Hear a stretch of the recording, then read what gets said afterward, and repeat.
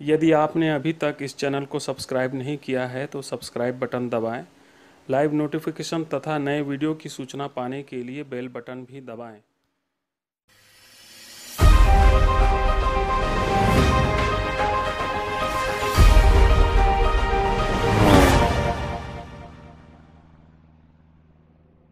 साथियों नमस्कार, DMA India online YouTube channel में आपका हार्दिक स्वागत है। आज हम किताबों की दुनिया एपिसोड में बातचीत करने जा रहे हैं एक किताब झेंझरी पर।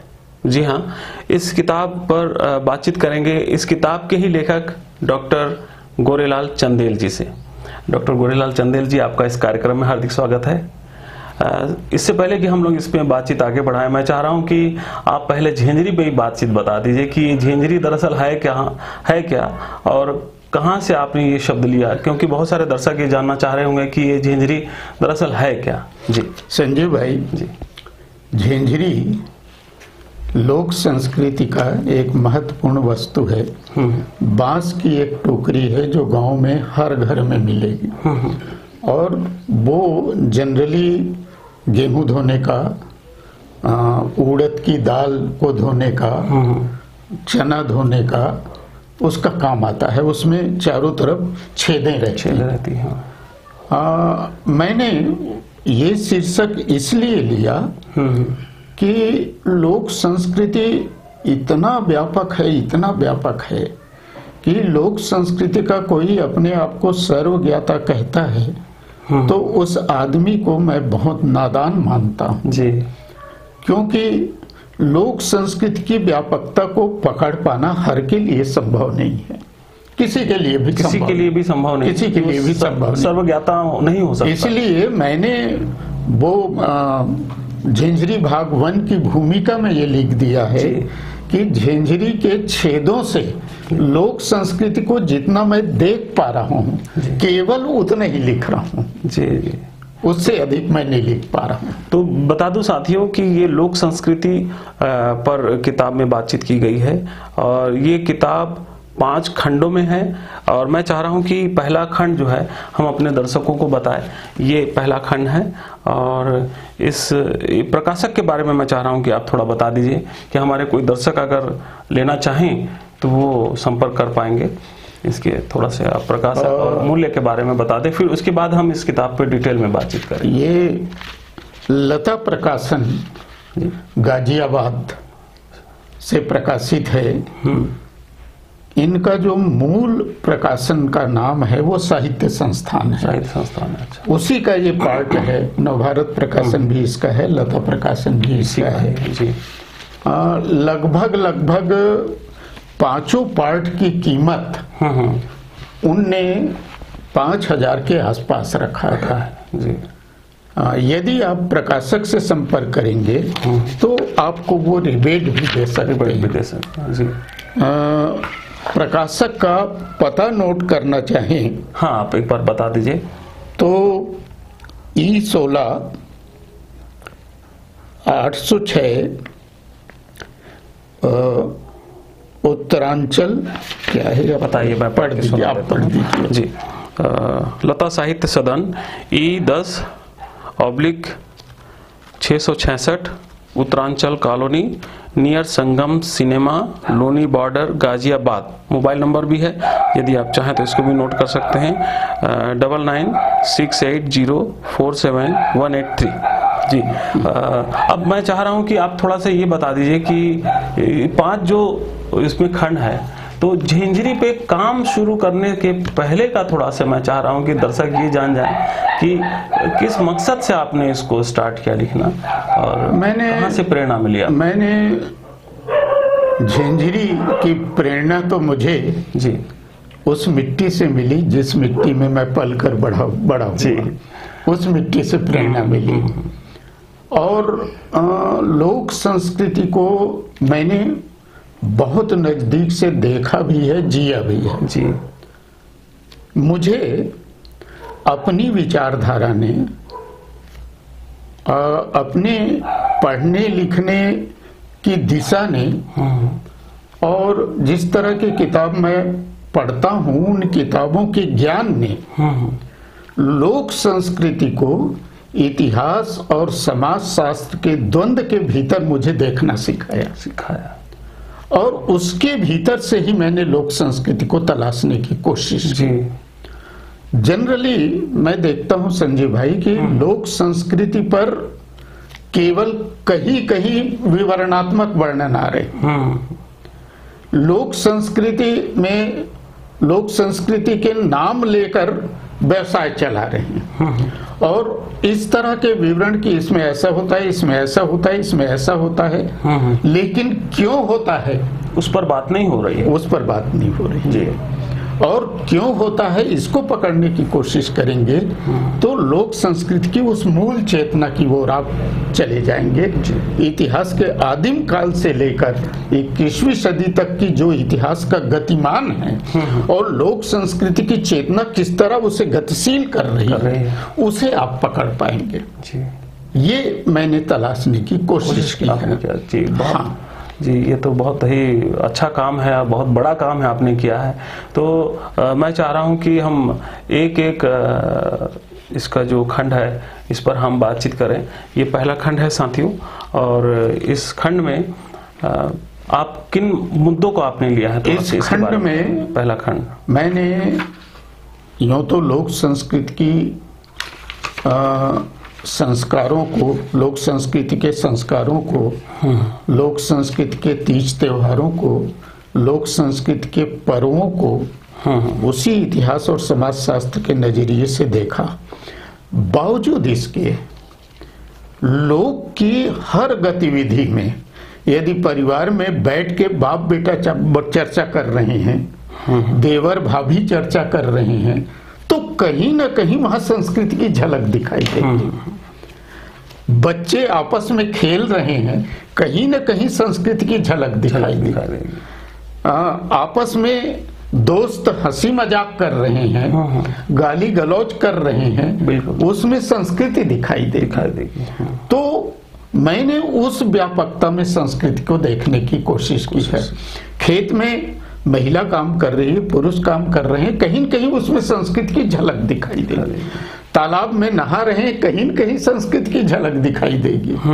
तो संस्कृति को उस व्यापकता में मैंने देखने की कोशिश की है और संस्कार को और पर्वों को अलग अलग ढंग से 5 पार्टों में मैंने बांटने की कोशिश की है जी। और बीच बीच में जिंदगी के भीतर से जो संस्कृति उभरते हैं उसका वर्णन मैंने किया। ये पहले पार्ट में, पहला पार्ट में जन्म संस्कार का है। जन्म संस्कार, अच्छा अच्छा।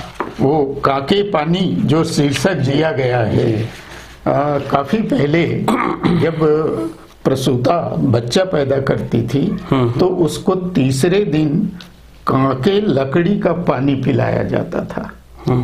ये काके लकड़ी जंगल की लकड़ी है और एंटीबायोटिक लकड़ी है। अच्छा अच्छा। आप लोग की उस चेतना को पकड़ने की कोशिश कीजिए कि कैसे उनने उस एंटीबायोटिक पौधे को तलाशा और उसके लकड़ी को छोटे छोटे टुकड़े में काट कर एक चौक पूर कर एक मिट्टी के काले घड़े में रखा जाता है और उसके बाद उसकी पूजा अर्चना करके फिर उसको चूल्हे में रख कर पकाया जाता है और उबाला जाता है। फिर उसकी पानी को छान कर प्रसूता को पिलाया जाता है और जितने उपस्थित लोग रहेंगे थोड़ा थोड़ा प्रसाद के रूप में उस पानी को दिया जाता है। अच्छा अच्छा। ये काके पानी। तो मेरा कहने का मतलब ये है कि जन्म संस्कार, उसमें सोहर गीत वगैरह मिलेंगे, सारे संस्कारों के गीत मिलेंगे। अच्छा अच्छा। तो जन्म संस्कार से इसको मैंने शुरू किया है।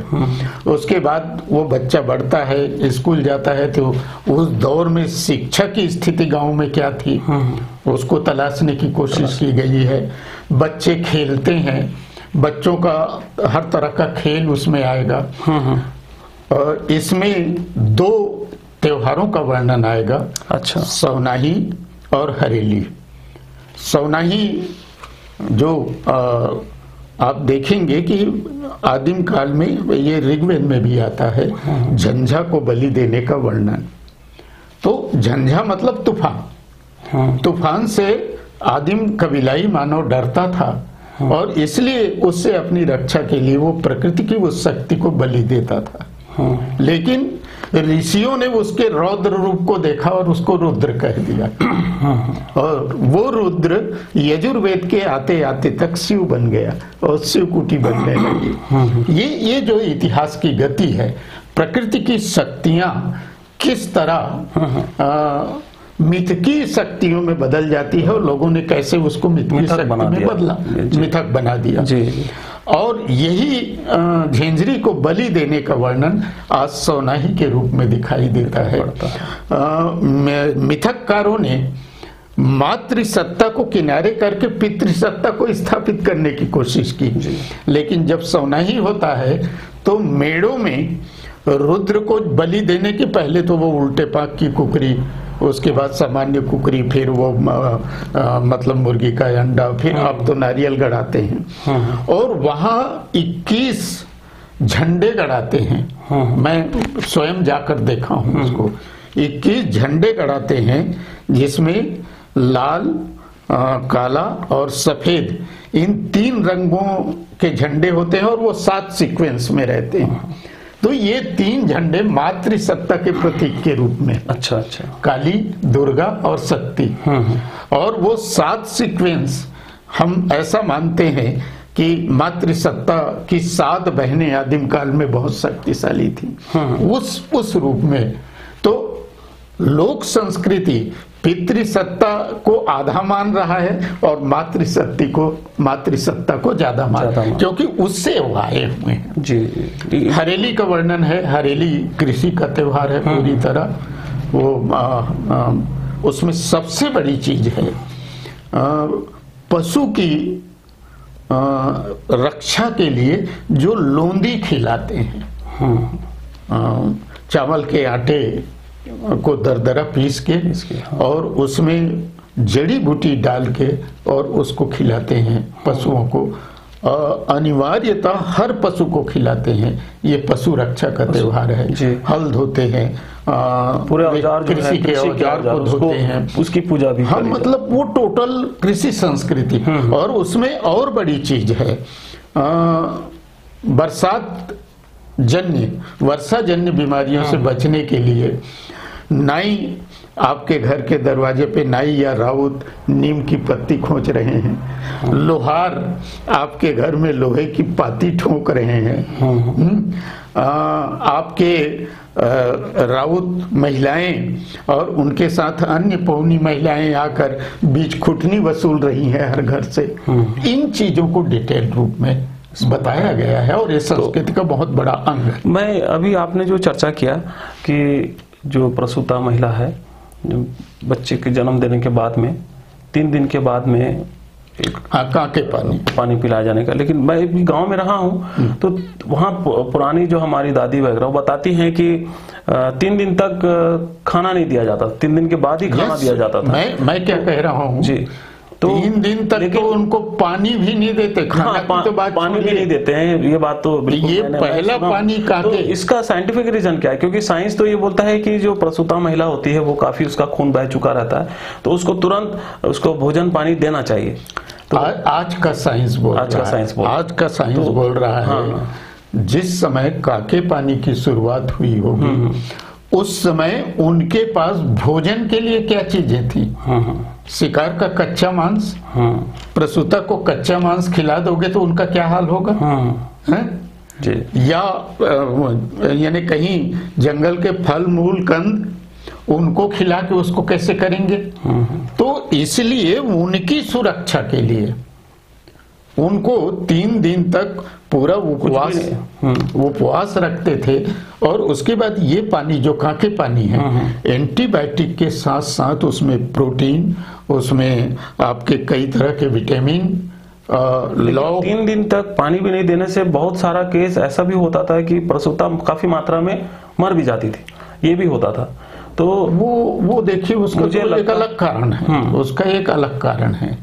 3 दिन तक पानी देने के कारण वो मरती हो, क्योंकि मैंने तो लगातार देखा है इसको बचपन में। लेकिन कि वो 3 दिन तक पानी नहीं पी इसलिए मरी, ये मैंने नहीं देखा। अच्छा अच्छा। हाँ। नहीं, क्योंकि हम लोग तो काफी नए उम्र के हैं, लेकिन पुराने जो लोग हैं ना वो चर्चा करते थे, इसीलिए मैंने उस बात को रखा। खैर आगे हम इसमें देख रहा हूँ कि गोदना पे आपने बात इसमें किया हुआ है, काफी अच्छे ढंग से इस पे बात हुई है, तो इसको आप थोड़ा सा वार्तालाप के ढंग से इसको आप लिखे हैं। हाँ, वार्तालाप लगभग कहानी के रूप में लगभग वो औपन्यासिक तत्व टाइप है। अच्छा, औपन्यासिक ढंग से इसको लिखा गया है। तो मैंने भूमिका में ये कह दिया है कि मैं केवल लोक संस्कृति लिख रहा हूँ, पाठक इसे उपन्यास मानता है, संस्मरण मानता है, आत्मकथात्मक उपन्यास मानता है, क्या मानता है वो पाठक पर निर्भर है। नहीं, ये बात तो सही है। दर्शकों को बताना चाह रहा हूँ कि जो शैली एक कहानी की या वार्तालाप की जो शैली इसमें उपयोग की गई है, वो निश्चित रूप से एक आम पाठक को अपने तरफ आकर्षित करती है, और वो एक कोई रिसर्च की जैसी नहीं है, जो बुझी लो, ये एक बहुत ही सरल ढंग से इस बात को रखा गया है। संजीव जी, मैंने ये भी चाहा जी कि यदि लोक संस्कृति की केवल सैद्धांतिक व्याख्या मैं करते रहूं तो पाठक तो पढ़ते पढ़ते उब जाएगा। इसलिए लोक संस्कृति को उस जिंदगी के गति में मैंने पकड़ने की कोशिश की और उसी गति में लिखने की कोशिश की। ये इसकी बड़ी अच्छी बात है, बड़ी अच्छी खूबी है। तो अब मैं चाह रहा हूं कि आप खंड 2 जो है इसके बारे में हम कुछ बातचीत कर लें। खंड 2 ये बीच में है, ये वाला। तो इसका जो कवर पेज है साथियों, ये भी बताना चाहूँगा कि ये खंड के हिसाब से 5 खंड का कवर पेज वो अलग अलग है। तो एक चीज और मैं बताना चाहूंगा संजीव भाई। हाँ बताइए। कि थोड़ा बहुत यदि लोक संस्कृति का जानकार पाठक है तो इस खंड यानी ऊपर के कवर पेज को देखेगा तो इस खंड में क्या क्या मैटर है वो जान जाएगा। मैं वही बताने की कोशिश किया कि खंड के मुताबिक उसका कवर पेज रखा गया है। जी। अब इसमें जैसे खंड 2 में अब इसके कवर पेज को आप देखिए जी, इसमें विवाह का पूरा मंडप सजा हुआ है। मतलब विवाह के एक एक रस्मों को और उस रस्मों की ऐतिहासिक व्याख्या, बहुत बढ़िया एक एक रस्मों की, वो उन रस्मों के एक एक गीत को, और उन गीतों में हम अपने इतिहास के किस दौर में पहुंच रहे हैं, उन चीजों को मैंने तलाशने की कोशिश की है। जी। इसमें आपने जो है थोड़ा सा, मैं इसका अनुक्रम भी दर्शकों को बताना चाहूंगा। कमर छठ, पसहर चावल, सगरी, जूर नून बोरा। नून बोरा ये खेल है, बाल खेल है। और हल षष्ठी, जनाकारी, चुम्मा फलदाई, जो सगाई जिसको बोलते हैं, सगाई, रायटा, लड़का विवाह, और क्या मोर सौपना, नहडोरी, टिकावन, भावर और दूल्हा दुल्हन का खेल। ये आपने इसको पूरा जो विवाह के जो रस्म है या उस उम्र की जो रस्म है उसको आपने इसमें समेटने की कोशिश की है। और एक एक रस्मों को जी, और बहुत छोटे छोटे रस्मों को, और उन छोटे छोटे रस्मों में जिस तरह की हमारी संस्कृति, जिस तरह का हमारा इतिहास, जिस तरह का हमारा समाज शास्त्र खुल रहा है, उसको मैंने तलाशने की। तो यहाँ पर हम देखते हैं कि विवाह में भी, जो छत्तीसगढ़ में भी विवाह की जो पद्धतियां हैं वो जाति के हिसाब से डिफरेंट है, थोड़ा डिफरेंट है, लेकिन मूल बात, एक कॉमन चीजें हैं उनको आपने लिया है। मूल बात वही मिलेंगी जी, जाति के अनुसार थोड़ा बहुत परिवर्तन। जैसे नहडोरी है, नहडोरी के रस्म दूसरी जाति में अलग हो सकती है, तीसरी जाति में अलग हो सकती है, एक जाति में अलग, लेकिन नहडोरी तो होना ही होना है। अच्छा। तो उसको आपने